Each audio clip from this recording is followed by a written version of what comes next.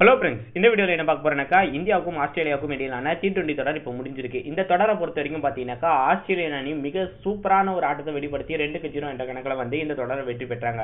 இந்த போட்டிக்கு முடிஞ்சிட்ட பிறகு பார்த்தீங்கன்னாக்கா இப்போதைக்கு பிரஸ் மீட்டிங்ல வந்து அருண் பிஞ்ச் அவர்கள் பேசியிருக்காரு. இப்போதைக்கு ஒரு நாள் தொடர் ஆரம்பிக்க போது அதை பத்தி அவர் வந்து பேசியிருந்தாரு.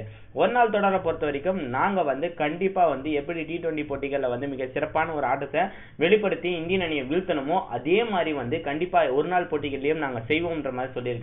இது எங்களுக்கு முன்னதா வந்து உலக கோப்பைக்கு மிகப்பெரிய ஒரு தொடர்ன்ற மாதிரி அவர் சொல்லியிருக்காரு. என்னக்கா இந்தியா போன்ற உலகத்தரம் வாய்ந்த ஒரு அணி கிட்ட வந்து ஒரு விளையாடுன்றது நிறைய பாடங்களை எங்களுக்கு கொடுக்கும்ன்ற மாதிரியும் அவர் பேசியிருக்காரு. குறிப்பா வந்து பாத்தீங்கன்னாக்கா இந்த தொடரை நாங்க வந்து எப்படியுமே வெற்றி பெறறதுக்காக ரொம்பவே முயற்சி செய்வோம்ன்ற மாதிரியும் கூறியிருக்காரு. எங்களுடைய வீரர்கள் வந்து இந்தியன் கிரவுண்ட்ல அதிகமா விளையாடி இருக்க எக்ஸ்பீரியன்ஸை பயன்படுத்தி இந்த ஒரு விஷயத்தை நாங்க பண்ணுவோம்ன்ற மாதிரி அழுத்தமா வந்து அருண் பிஞ்ச் அவர்கள் வந்து சொல்லியிருக்காருன்னே சொல்ல முடியும். உங்களை பொறுத்த வரைக்கும் இந்தியாவுக்கு எதிரான ஒரு நாள் தொடரை ஆஸ்திரேலியா அணியால வெற்றி பெறதுக்கான வாய்ப்புகள் இருக்கு நீங்க ஃபீல் பண்றீங்களா?